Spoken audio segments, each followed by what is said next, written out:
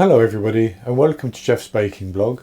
Today I'm going to make ginger shortbread.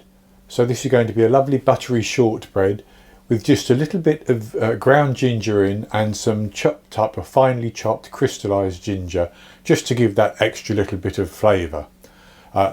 Very easy to make, and it doesn't take very long either. It takes an hour to an hour and 15 minutes in the oven on a low temperature, but it doesn't take long. So we start off by preheating the oven to 150 degrees Celsius, that's 300 Fahrenheit, and I have lined the bottom of an 8-inch cake tin, which has a removable base, with some parchment paper. You can just put some parchment paper into an 8-inch cake tin that doesn't have a removable base, and you'll be able to turn it out fine, but it's better with the removable base. So I go on to the ingredients, and for this I have 175 grams, which is 1 cup plus 2 tablespoons of plain flour. I have 175 grams, 12.5 tablespoons of unsalted butter, which is cubed, and that's been out of my fridge for about an hour. I have 75 grams, 6 tablespoons of caster sugar, 75 grams, half a cup minus 1 tablespoon of semolina. You could use ground rice. Mine's quite a fine semolina, and it is going to give that extra little bit of a gritty texture to the shortbread. I have 4.5 grams, 1.5 teaspoons of ground ginger. How much ground ginger you use is a matter of personal taste, but I don't want these to be too strongly ginger, but enough that I can taste it. I have 1.5 grams, a quarter of a teaspoon of salt, and I have 24 grams of crystallised ginger, finely chopped. And once it's finely chopped, that looks like about 3 tablespoons of the crystallised ginger. And so it's, and I also have 1 tablespoon of ice cold water, 15 millilitres, in case I need it to pull this all together, but I shouldn't need that. So the first thing to do is to mix the ingredients together. And you can mix them, if you want to, all by hand, but I'm going to do it in my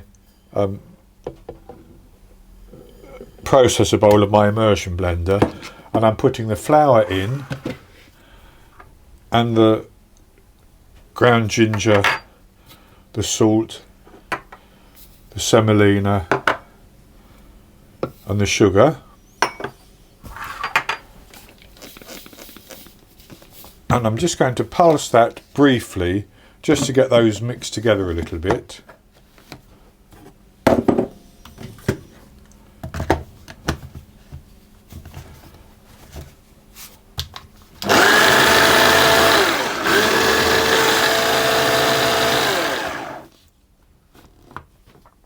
And then I'm going to add in my butter, and I'm going to pulse it again repeatedly until the butter is fully incorporated and the mixture is like fine breadcrumbs.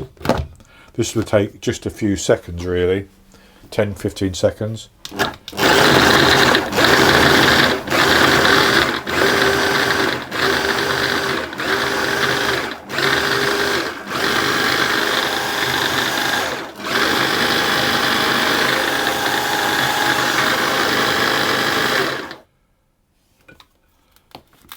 And that's actually good enough like that. And I'm just going to test that. And that's beginning to clump together quite nicely. So I'm going to pulse it for another 10 to 15 seconds.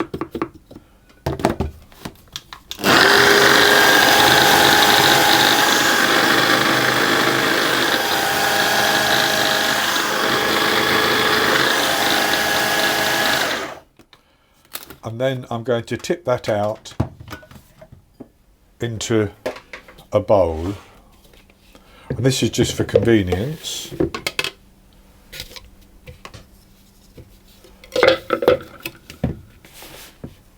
And as you can see, that clumps together if I squeeze it. So that's quite nice. What I'm going to do is I'm going to add in my crystallised ginger, and I'm going to just break that up and stir it around. I want to get that fairly nicely distributed.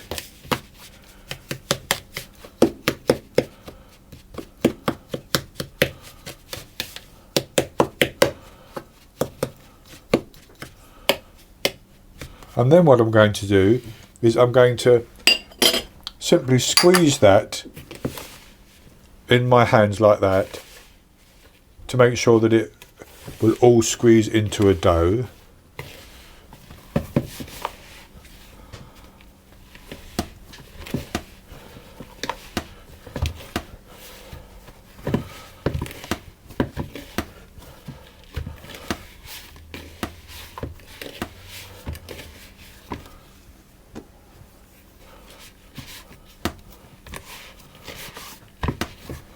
And as you can see, that's squeezed nicely into a dough, so I didn't need to use that tablespoon of water at all.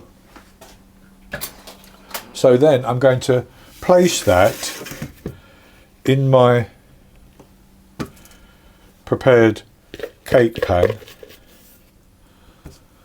and I'm going to press that down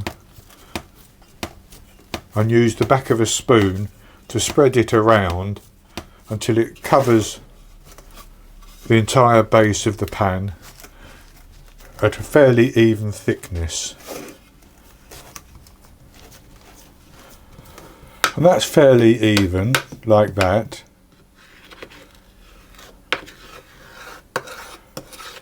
So what I'm going to do is I'm going to take a fork and I'm going to prick that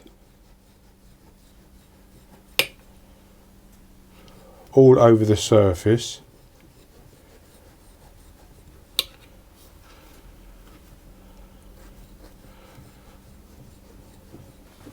Like that.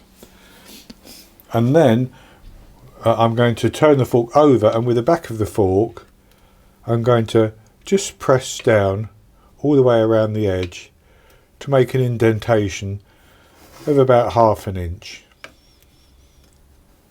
And that's good like that. So what I'm going to do is I'm going to now put that into my oven, and I'm going to bake it on that preheated temperature, 150 Celsius, 300 Fahrenheit, for between 60 and 75 minutes.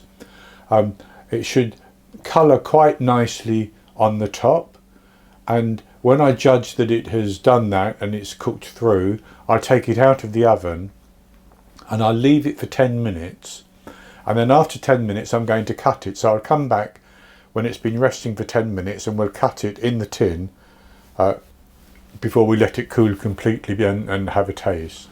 I baked my ginger shortbread for 70 minutes. I could see that it baked quite nicely, so I took it out of the oven and I've left it for 10 minutes. So this is what it looks like now, and I have just made a couple of marks on it to help me, but I'm going to cut it. So I'm going to cut through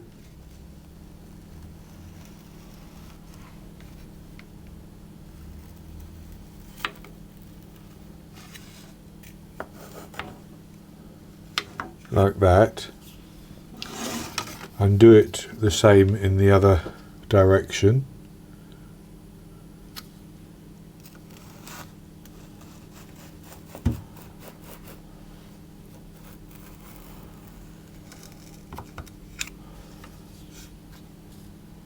And then I'm going to cut each of these quarters into thirds.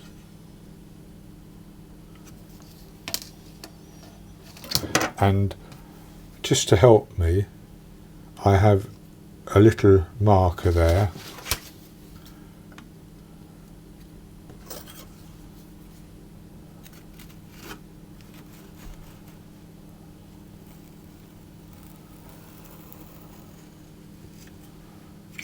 And then I'm simply going to leave that now and let it cool down completely. And once it's cooled down completely, I'll take it out of the tin and I'll come back and show you and we'll have a taste. So I've let the shortbread cool down, and I'll show you what it looks like now. So I've actually already eaten one piece and I'm just going to have a taste of another. It's baked up very nicely indeed, as you can see. So, and here's a little piece of the crystallised ginger. So I'll have a little taste.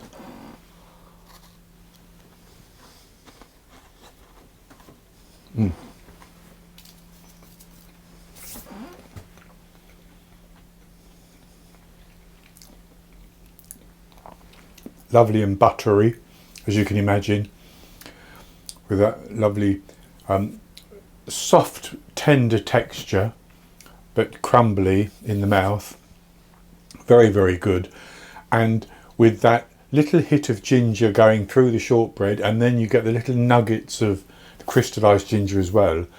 So this is a very easy recipe really, and very, very tasty. So that's going to be it for today. I hope you've enjoyed it, and if you have, please give me the thumbs up below and click to subscribe to my YouTube channel. In the top right hand corner of the screen there will be an eye that you can click on, and that will take you to a link with a recipe, and I'll put a link below the video as well, and I'll be back with another recipe in the very near future. So until then, happy baking.